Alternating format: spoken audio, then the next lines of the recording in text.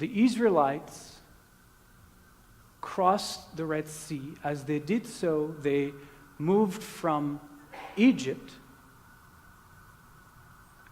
into Sinai. Right? As they crossed the Sea of Reeds, they moved from a place of enslavement to a place of freedom. Now, if we go a little bit deeper than that, if we go a little bit underneath the surface, we can understand that the word for Egypt, Mitzrayim, means narrowness. From the word tsar, it means narrowness. So at a deeper level, it seems that the image is that our people left a place of constriction, a place of narrow-mindedness, of collapsed consciousness, and moved into Sinai, into the place of revelation, into a place of awakening. That crossing of the Sea of Reeds is a critical moment, moving from one to the other. It is the pivotal moment in the unfolding of that story, but also for us as a story unfolding within each of us on the path of spiritual liberation. And what I love about that story, which I think is very, very, very to the point, is that the chariots of Pharaoh keep pursuing us, trying to capture us and bring us back. It's like those voices of enslavement that are always within us, are always trying, even to the last moment, to grab onto us and pull us back down to our Egypt, right? We're not... We have to really wrestle, to free ourselves from these voices. But in the story, those voices of enslavement are drowned by the waters of our liberation.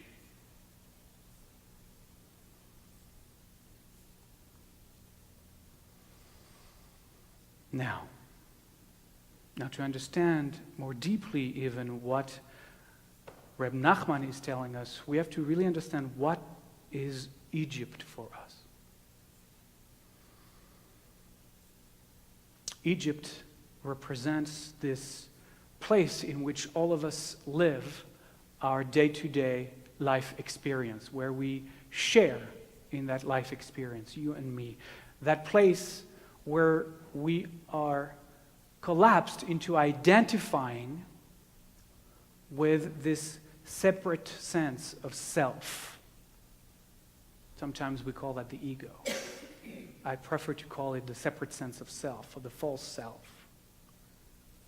So here we are living as a separate self amongst other separate selves, surrounded by other separate beings, separate things, alienated, divorced from the natural world. Here we are, I'll use that analogy, rowing our boat,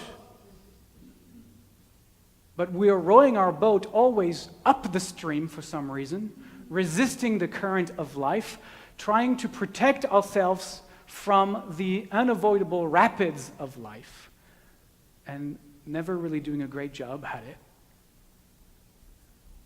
but persisting, fallen under the delusion that we are in charge, that we are in control. And that illusion that we are in charge, that is something within us that is in charge, that is in control, is what the story calls our inner Pharaoh.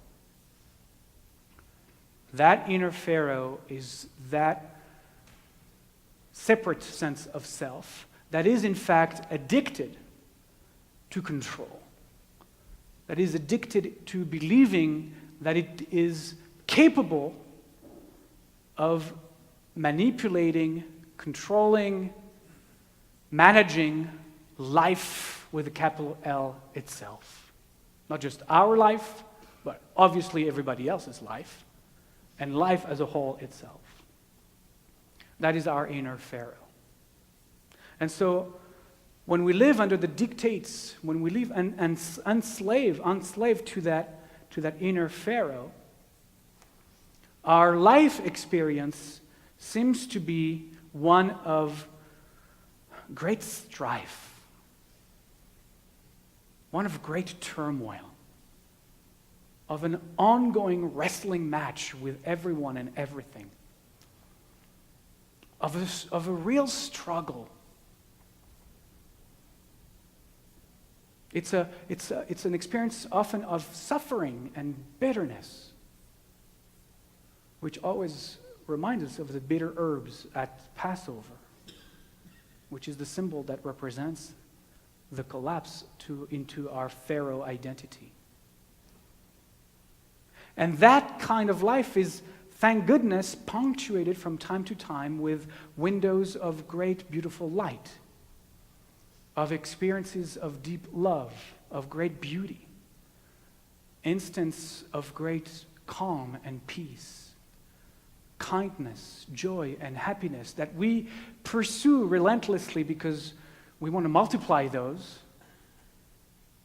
and let go of the other side. And the problem with that is that as much as we want to keep multiplying those, since we're not in control of that happening, since we can't hold on to the moments where we find that joy, that happiness, that wanting to hold on, that wanting to have more of it, makes us unhappy. Now, you might think that I'm maybe generalizing too much, that our life don't exactly look this way. I want to mention, though, that we might not be the right sample of what human life as a whole looks like. I mean, to be honest, we are quite privileged to live where we live, at the time we live, and to benefit from the abundance of the society in which we live.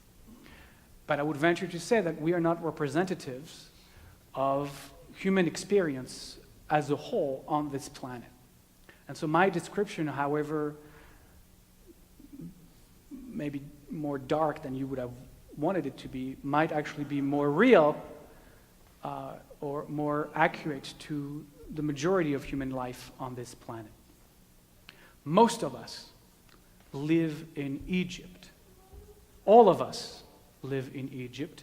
And then it's a gradation really on how our inner Pharaoh, or the pharaohs around us, make us miserable. Sometimes we're very good to make ourselves miserable and we don't need anybody else. That's Egypt.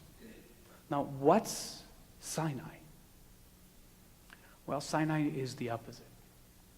Sinai is that place of revelation, that place in consciousness when we remember, when we realize that in fact we are not that inner Pharaoh, that identity into which we have collapsed. That there are more to us than meets the eyes. That all of this suffering, this strife, this wrestling, this material experience is but content arising within the vast embrace, the vast field of awareness.